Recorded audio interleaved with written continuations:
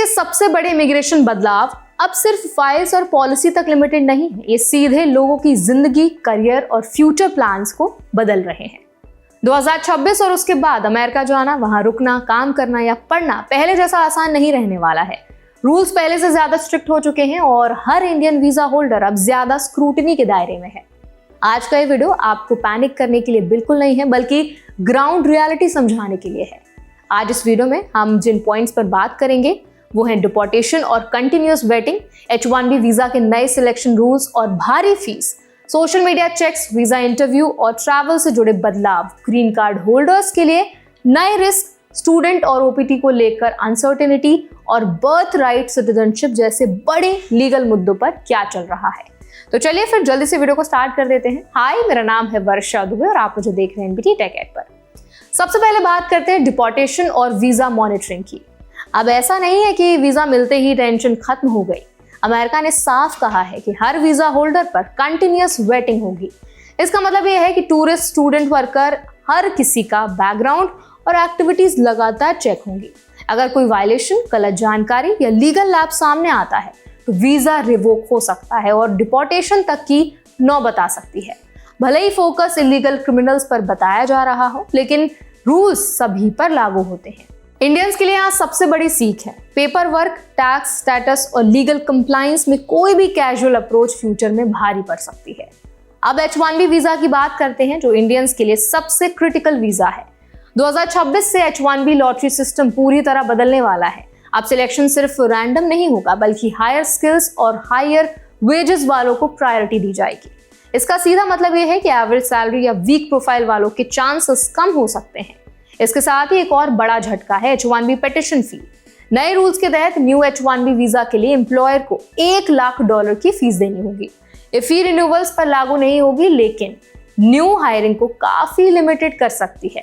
Indians के लिए message एकदम क्लियर है, स्किल अपग्रेड करना, स्ट्रॉन्ग रोल और बेटर पे अब सिर्फ एडवांटेज नहीं, जरूरत बन चुकी है। इसके बाद आता है सोशल मीडिया रिव्यू। अब H1B और H4 एप्लीकेंट्स को अपने सोशल मीडिया अकाउंट्स पब्लिक रखने होंगे ताकि ऑनलाइन प्रेजेंस रिव्यू किया जा सके। इसका मतलब ये नहीं है कि ओपिनियंस रखना गलत है, लेकिन मिसलीडिंग पोस्ट, एग्रेसिव कमेंट्स या फॉल्स क्लेम फ्यूचर में सवाल खड़े कर सकते हैं। खासकर इंडियंस को पॉलिटिकल या सेंसिटिव कंटेंट को लेकर एक्स्ट्रा कॉशियस रहना होगा, क्योंकि ऑनलाइन बिहेवियर अब वीजा डिसीजन का हिस्सा बन चुका है। अब इंटरव्यू और स्टैंपिंग प्रोसेस को समझ लेते हैं। इंटरव्यू वेवर यानी ड्रॉप बॉक्स अब पहले जैसा आसान नहीं रहा।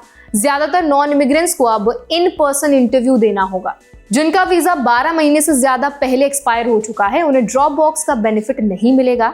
इसके अलावा इमिग्रेंट वीजा एप्लीकेंट्स को उसी कंट्री या रेजिडेंस लोकेशन में इंटरव्यू देना होगा जहां वो लीगली रहते हैं। इंडियंस जो थर्ड कंट्री से वीजा स्टैंपिंग प्लान करते थे, उनके ऑप्शंस अब काफी ज्यादा लिमिटेड हो गए हैं। ग्रीन कार्ड होल्डर्स के लिए भी सिचुएशन बदल चुकी है। अगर कोई ग्रीन कार्ड होल्डर 1 साल या उससे ज्यादा समय तक अमेरिका से बाहर रहता है तो री एंट्री मुश्किल हो सकती है। ऐसे मामलों में ग्रीन कार्ड टेक्निकली इनवैलिड माना जा सकता है। इसके अलावा एनफोर्समेंट एजेंसीज अब लॉफुल परमानेंट रेजिडेंस पर भी एक्स्ट्रा चेक्स कर रही हैं। इंडियंस को लॉन्ग वेकेशंस, ओवरसीज स्टेज और ट्रैवल प्लानिंग करते समय ये जरूर ध्यान रखना होगा कि एब्सेंस लिमिट्स क्रॉस ना हो। अब बात करते हैं काम करने की परमिशन यानी EAD की। एम्प्लॉयमेंट ऑथराइजेशन डॉक्यूमेंट के लिए अब फीस लागू कर दी गई है, यहां तक कि उन कैटेगरीज पर भी जिन्हें पहले एक्सेम्पशन मिलती थी। फॉर्म I-765 के लिए ऑनलाइन और पेपर फाइलिंग दोनों में फी तय है। इसका मतलब यह है कि टाइमली फाइलिंग, सही डॉक्यूमेंट्स और बजट प्लानिंग पहले से ज्यादा इंपॉर्टेंट हो गई है। स्टूडेंट्स और यंग प्रोफेशनल्स के लिए OPT प्रोग्राम भी अनसर्टेनिटी में है। OPT को लेकर पॉलिटिकल प्रेशर बढ़ रहा है और इसे खत्म करने की मांग भी उठ रही है।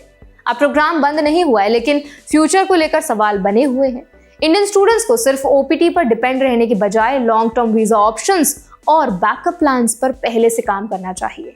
ट्रैवल करने वालों के लिए नए चार्जेस सामने आए हैं। अब वीजा प्रोसेसिंग फी के अलावा वीजा इंटेग्रिटी फी और फॉर्म I-94 जैसे एक्स्ट्रा फीस देनी होगी। ये फीस लगभग सभी नॉन इमिग्रेंट वीजा पर लागू होंगी, चाहे F1 हो, H1B हो या B1, B2। इसका मतलब यह है कि US ट्रैवल अब ज्यादा एक्सपेंसिव और रूल ओरिएंटेड हो गया है। एक बहुत sensitive issue birth right citizenship का है। नए एग्जीक्यूटिव ऑर्डर के तहत टेम्पररी वीजा होल्डर्स या इलीगली प्रेजेंट पेरेंट्स के बच्चों को ऑटोमेटिक सिटीजनशिप नहीं मिलेगी। ये मामला अभी यूएस सुप्रीम कोर्ट में है, लेकिन अनसर्टेनिटी ने नॉन इमिग्रेंट फैमिलीज की चिंता बढ़ा दी है। इंडियंस ऑन स्टूडेंट वीजा और वर्क वीजा को इस लीगल डेवलपमेंट पर लगातार नजर रखनी होगी और एक्सपर्ट एडवाइस लेते रहना होगा। तो आई होप इस वीडियो में आपके लिए कवर हो गया अच्छे से कि ट्रम्प के दूसरे कार्यकाल में किस तरह से इमिग्रेशन में सबसे मेजर बदलाव आए हैं और कैसे वो इंडियंस को इम्पैक्ट करने वाले हैं। तो अगर ये वीडियो आपके लिए हेल्पफुल रहा हो तो उसको जरूर लाइक करें, शेयर करें। ऐसे और भी वीडियोस के लिए, अपडेट्स के लिए, इन्फॉर्मेशन के लिए हमारे चैनल NBK Tech को भी जरूर सब्सक्राइब करें।